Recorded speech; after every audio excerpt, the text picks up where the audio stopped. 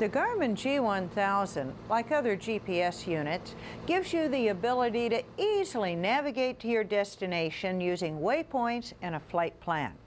Now, a waypoint is any known location that you can name and enter in a GPS. For example, airports, VORs, non-directional beacons, VFR checkpoints, and even a specific latitude and longitude all qualify as waypoints.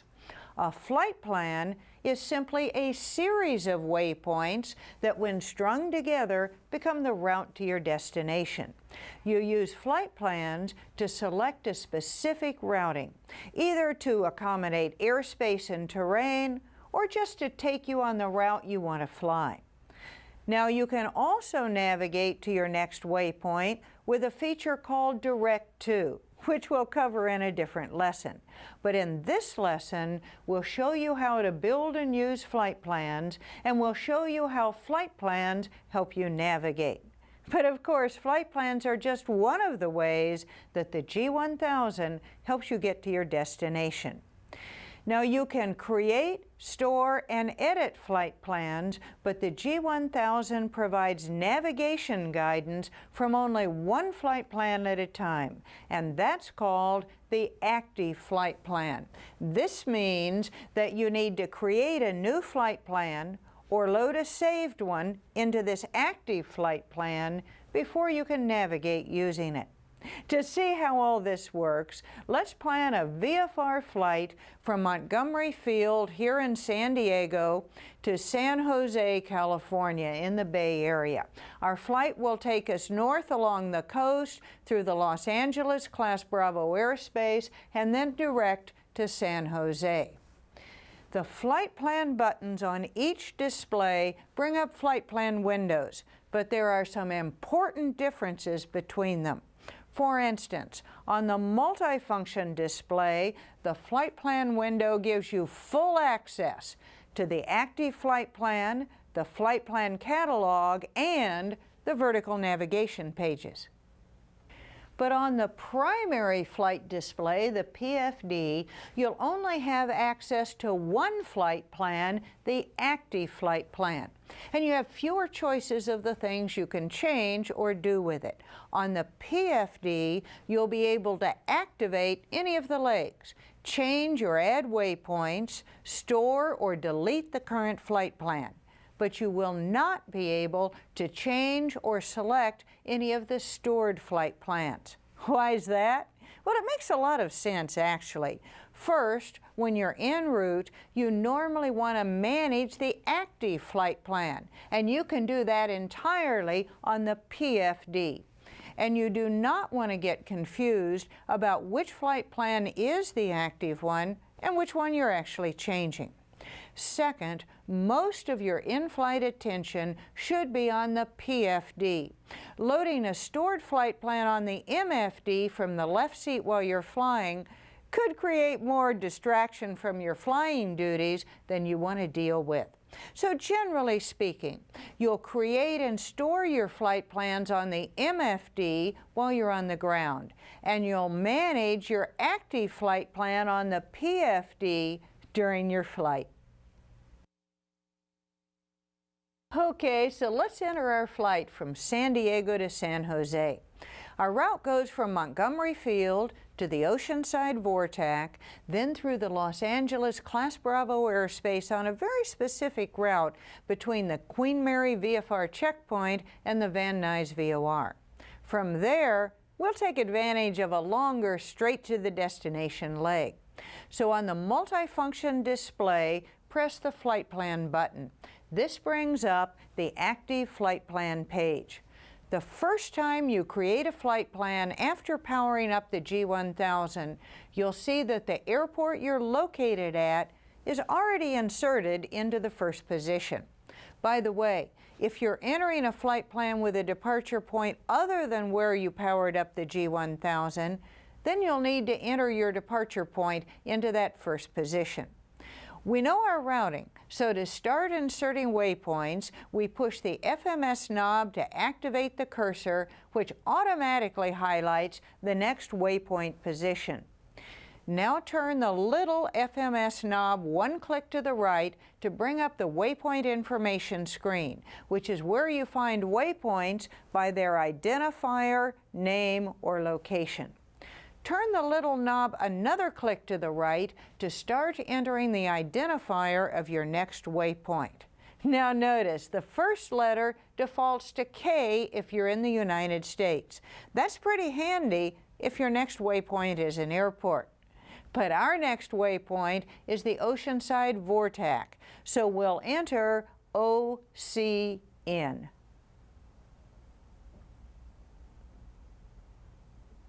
If you don't know the identifier, place the cursor in the name or location field. Then turn the big and little FMS knobs to spell it out, just like you did with the identifier. And if you find that there's more than one waypoint for the name or location, use the little FMS knob to scroll until you find the one you want. Press Enter now to load Oceanside. Now we'll load the next waypoint in our flight plan, which is the Queen Mary VFR waypoint. And we'll do that using a very handy trick. First, press the range knob to activate the pointer on the map. Next, use that knob as a joystick to point to the waypoint you want. In this case, the Queen Mary VFR waypoint. And now press the Load Waypoint soft key. And bingo! You got that long waypoint identifier into the flight plan without having to turn the FMS knob so much. And you can do the same thing for the next waypoint, the Van Nuys VOR. Use the joystick to place the pointer over the Van Nuys VOR and press the Load Waypoint soft key. And then push the range knob to remove the pointer from the map. Now, that route between the Queen Mary and the Van Nuys VOR defines the Hollywood Park transition through Los Angeles Class Bravo airspace. So we'll be exactly where ATC wants us to be during that part of our flight. After Van Nuys, we'll just fly directly to the San Jose airport. So we'll enter KSJC and press Enter. Well, that completes our routing. So push the FMS knob to turn off the cursor. This bent arrow shows you the active leg, and you'll see other flight plan information next to the routing. And your flight plan is now active. Back on the PFD, you now see the flight plan with the bent arrow showing the active leg and the HSI course selection arrow on the proper course. Okay, we have the active flight plan set for our flight today, but it's not saved yet to use again on another flight. So let's go back to the MFD and press the menu button. Now, the Store Flight Plan option is already highlighted, so press Enter. The G1000 now asks if you want to store the flight plan in the next available position in the flight plan catalog. In this case, position 4. We do want to do that, so press Enter again. The G1000 allows you to save up to 99 flight plans in the flight plan catalog. To get to the catalog, turn the little FMS knob to change to the second page in the flight plan page group.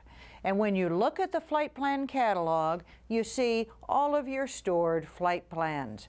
Now push the FMS knob to activate the cursor. Then use the little FMS knob to scroll through your stored flight plans. As you change the flight plans, you'll see each one displayed on the map.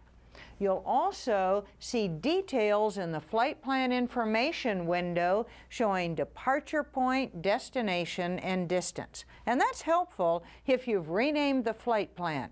We'll talk about how to do that later on. Also notice that the soft keys on the flight plan catalog page give you a lot of options to create a new flight plan or to activate, invert, edit, copy, or delete the highlighted flight plan. Now let's say, for example, we decide that we want to add a waypoint on that long leg from Van Nuys to San Jose. We want to insert the Avenal Vortac in the middle of that leg. To do that, scroll down to the flight plan you just created in position 4, press the Edit Soft key, and then use the big FMS knob to scroll down to the insertion point. Now the insertion point is always just before the highlighted waypoint. So in this case, highlight KSJC, San Jose. Now turn the little FMS knob to bring up the waypoint information window, and turn the little FMS knob to begin entering our new waypoint. Enter AVE as the waypoint identifier and press Enter.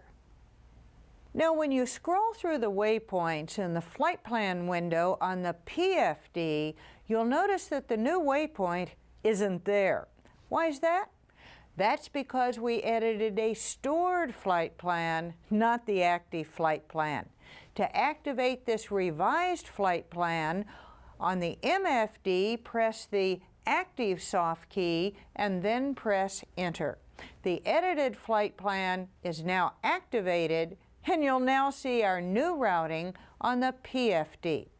To get out of the flight plan page group, just press the flight plan button, which takes you back to the page you were on when you first pressed the flight plan button. You know, that's actually a subtle but very important point. You can always press and hold the clear button to return to the first or default map page. But if you want to return to the page you were on before you entered the flight plan page group, press the flight plan button instead. Now let's get in the air and see how to use a flight plan during a flight. Along the way to our next waypoint, you see our position on the large moving map on the multifunction display, which provides great situational awareness. And you monitor where we are in our flight plan over on the primary flight display. As we cross our first waypoint, the Oceanside Vortac, you'll see three things happen. First, on the MFD, the leg between Oceanside and the Queen Mary changes color from white to magenta to show that it's now the active leg. Second, on the PFD, the CDI rotates to the course for that leg. And third, in the flight plan window on the PFD, the bent arrow for the active leg now connects Oceanside and the Queen Mary VFR waypoint.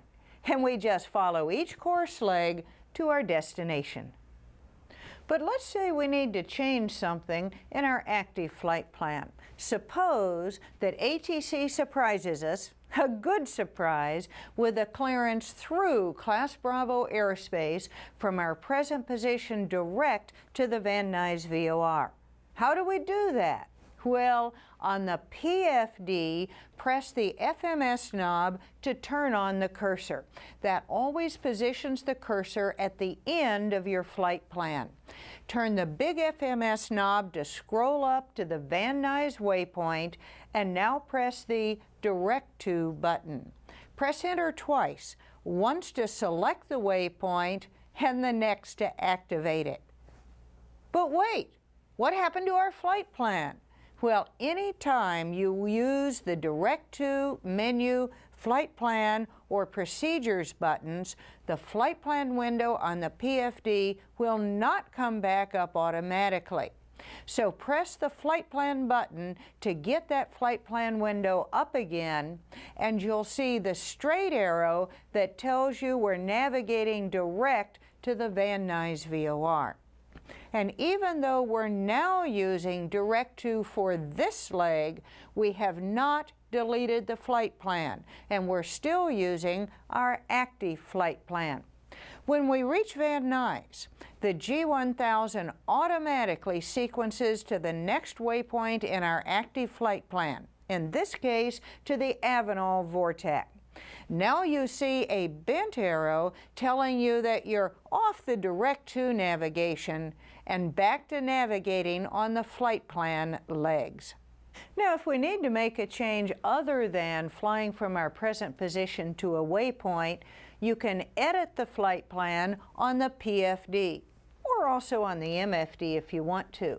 For example, let's say that after checking the destination weather, you decide to divert to the Stockton Airport because that low overcast in San Jose is not clearing out as forecast. So we'll change our flight plan to fly over the Gorman Vortex and then direct to our new destination, Stockton, California.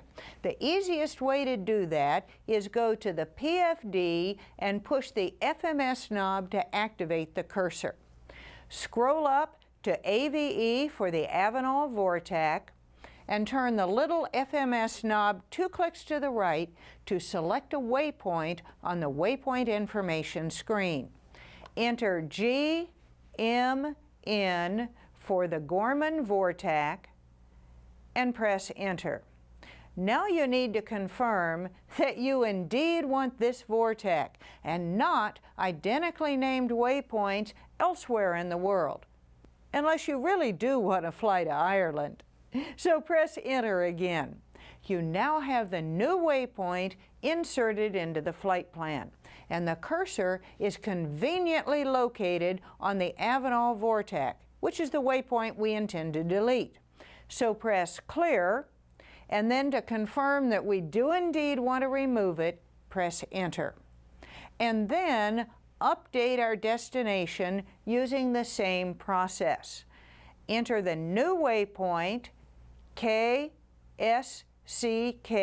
for Stockton, and then delete the old waypoint, KSJC, using Clear and Enter. Now there's other ways to update and delete waypoints, but this process is the easiest and the fastest. So now push the FMS knob to turn off the cursor. And there, our flight plan is updated without our missing a beat on our way to our new destination. Now that we've substantially changed the flight plan, we might want to store it for future use. So on the PFD, press the Menu button, and you see that Store Flight Plan in the menu is highlighted. Press Enter, and then Enter again to store the flight plan in the next available position in the flight plan catalog. As you can see, you store flight plans the same way on either the PFD or the MFD. And if you go back to the MFD and take a look at the flight plan catalog page, you see our new flight plan stored there. Now, you can rename the flight plan to something other than the departure and destination airports if you want to. We picked Stockton for a divert because we have a friend who lives there. So we'll rename that flight plan to our friend's name, which is Lynn. To do that, push the FMS knob and use the big FMS knob to place the cursor on the flight plan to change. Press Enter to open the flight plan, and then use the big FMS knob to put the cursor in the Stored Flight Plan box. Now press Clear to delete the old name. Then use the big and little FMS knobs to spell out the flight plan name you want, in this case, LEN for Lynn. And when you're done, press Enter. Now push the FMS knob to return to the flight plan catalog. And there's the new name Lynn in the flight plan list. Now there's one other flight plan function we've not yet talked about, and it's really kind of fun. It's called a Vertical Navigation Profile, or VNAV for short. Now Garmin refers to VNAV as a vertical flight plan because it guides your climber descent.